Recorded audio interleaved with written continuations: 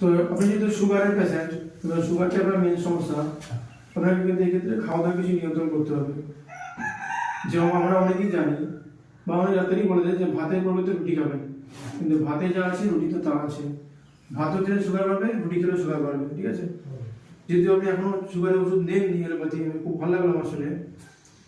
তো এক্ষেত্রে আপনাকে খাওয়া দাওয়াটা খুব নিয়ন্ত্রণ করতে হবে। যেমন ভাত একবারই দিনে খাবেন, রাত্রে যদি আপনি খাবার খান হালকা একটা রুটি খেতে পারেন যদি খান, না হয় ভালো আপাতত। তো রাত্রে আপনি সন্ধ্যার মধ্যে বা 6টা থেকে 7টার মধ্যে একটা রুটি খাবেন, আর শাকসবজিটা বেশি করে খাবেন, ঠিক আছে। রাত্রে খাওয়াটা, হ্যাঁ গমের রুটি, হ্যাঁ রাত্রের খাওয়াটা যেন 9টার পরে না যায়, 7টা থেকে ম্যাক্সিমাম 7টা এর মধ্যে খাওয়ার অভ্যাস করবেন, ঠিক আছে। আর সারাদিনের মধ্যে একবারই ভাত খাবেন, আর বাকি যে খাবারগুলো আছে লুচি পুরি পরোটা বিরিয়ানি ইত্যাদি খাবারগুলো এগুলো খাবেন না। চিনি থেকে তৈরি কোনো খাবার খাবেন না, 4-5 মাস থেকে হ্যাঁ মিষ্টি ছাড়া, মিষ্টি একদম মুখে দেবেন না, যেগুলো হ্যাঁ এগুলো মুখে দেবেন না, ঠিক আছে।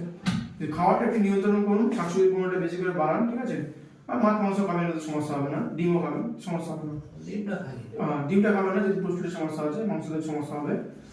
তো এখন তো আমাদের জানা যাচ্ছে না পুষ্টির সমস্যা আসলে আছে কি নেই, তো এগুলো আপনাকে মেনে চলতে হবে। তার পাশাপাশি ওষুধ দিচ্ছি, ইনশাআল্লাহ হোমিওপ্যাথি ওষুধ আপনার সুগার নিয়ন্ত্রণে চলে আসবে, ঠিক আছে।